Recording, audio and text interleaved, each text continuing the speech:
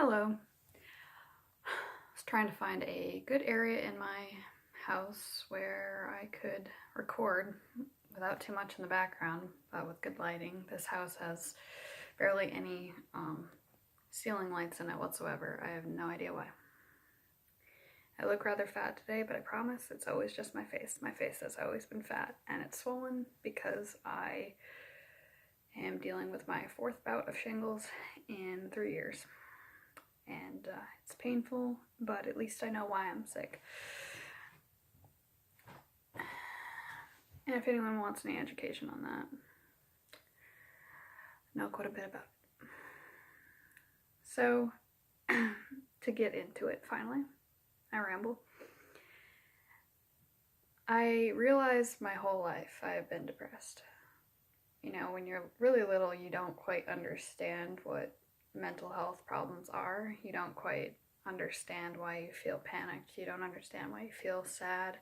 You don't understand why you feel an emotion so strongly, but everyone else around you seems to be fine and they're not feeling it or acting upon the feeling as much as you are. So, you know, you just kind of learn to live with it. If you've been depressed always, you just kind of go, yeah, this is my life, you know? It's like, this is it. And you make the best of it. You learn to adapt with that feeling. But as I get older, I realize my panic and my depression kind of combine oddly together. And sometimes it's not outward.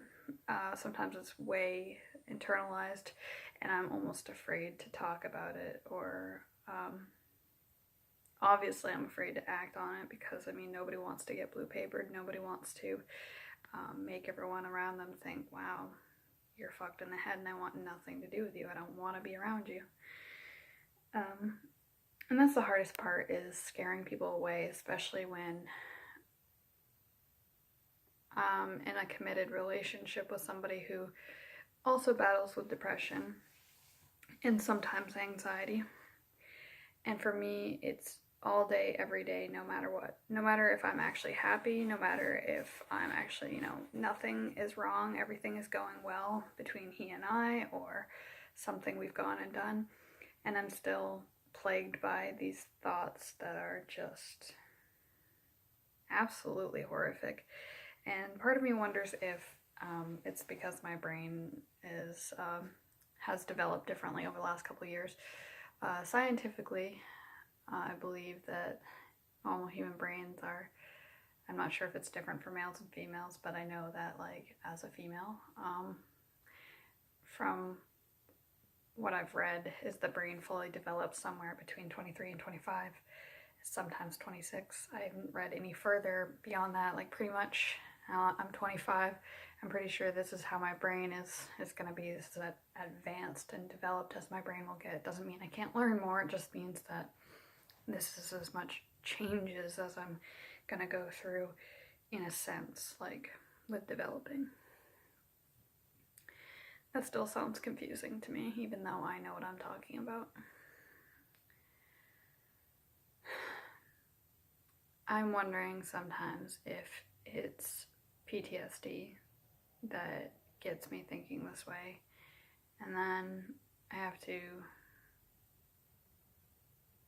try to understand where certain thoughts are coming from. And I do think that for the most part it possibly is related to PTSD. Now, I felt like I knew quite a bit about PTSD from reading, but back when I was younger, PTSD was only if you went to war and you saw a lot of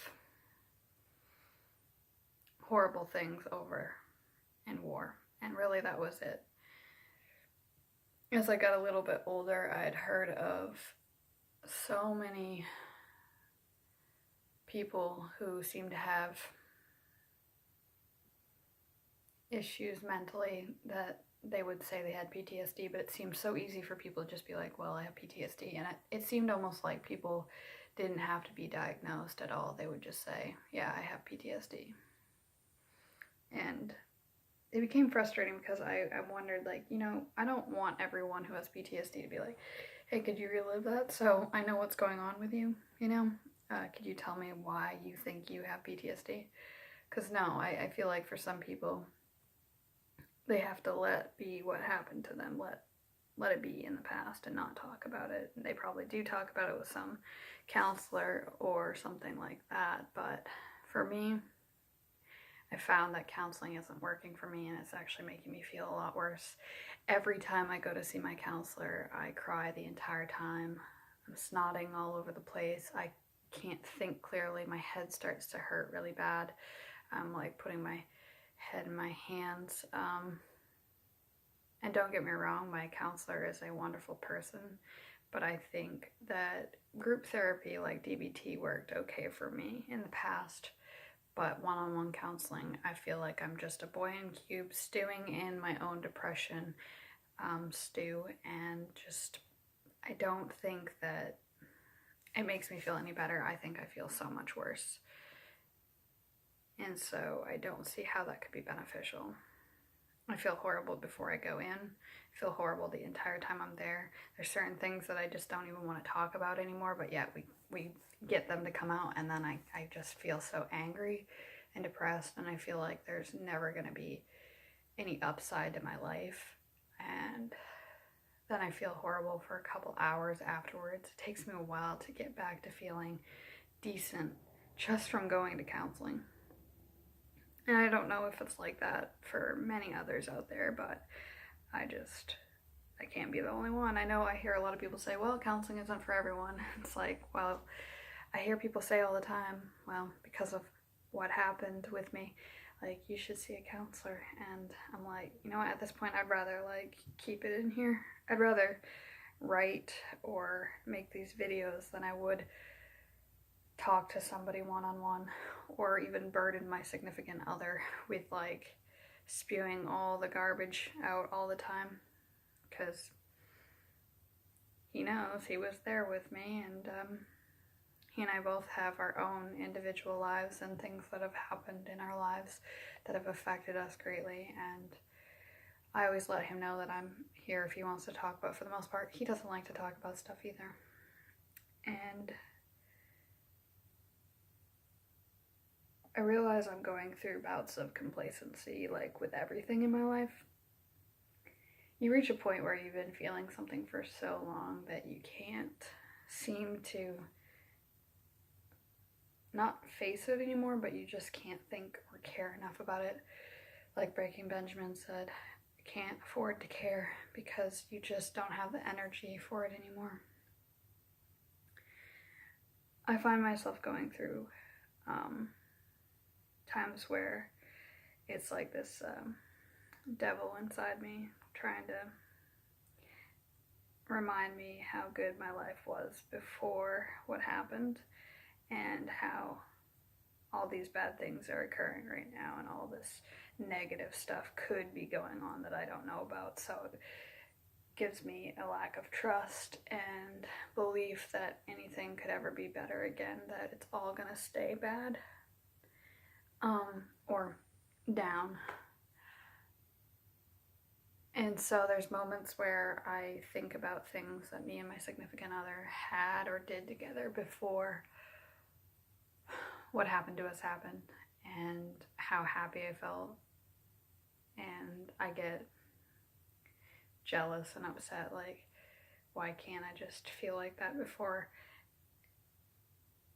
But I take things like last night, he and I had a really good time just dancing and cooking together and stuff that we used to do, but something still feels weird about it, and it's fear. All in all, I know that it's just fear, because what happened to us wasn't normal, and I know that so many people didn't take it serious, they didn't care. And I don't expect anyone to. I mean, everyone has their own life to live, but the fact that it was so undermined by the news, by people that knew the person who hurt us, is quite disheartening just to see the response of people be so negative and laughing in your face and not giving an ounce of respect for human life. And so it really just discouraged me from thinking that anyone gives a shit about whatever's going to come out of my mouth ever again. But it didn't stop me from still making videos. It didn't stop me from continuing on with my life. Why? Because I do have a few people in this world that do give a shit about me, and that helped push me. I didn't give a fuck about myself enough at all. I didn't care about myself one bit.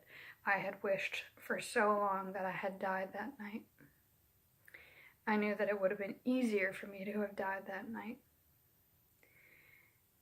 And no matter how much I wished, every day I kept waking up.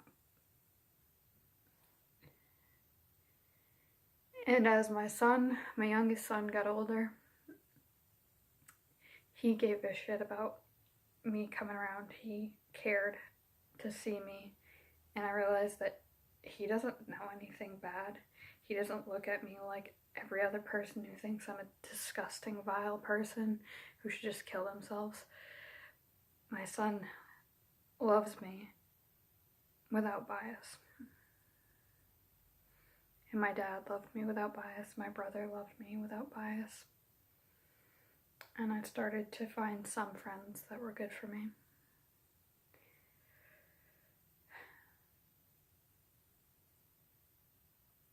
There's been a lot that's happened. I remember recently my friend said that, if you kill yourself, if you give up, then all those people that were haters, you give them the power, the upper hand. You give them like what they wanted. And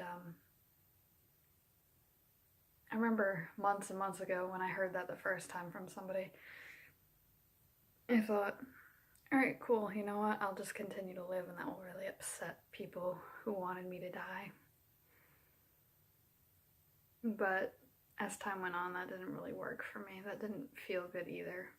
But I realized that no human being on this earth can go unscathed.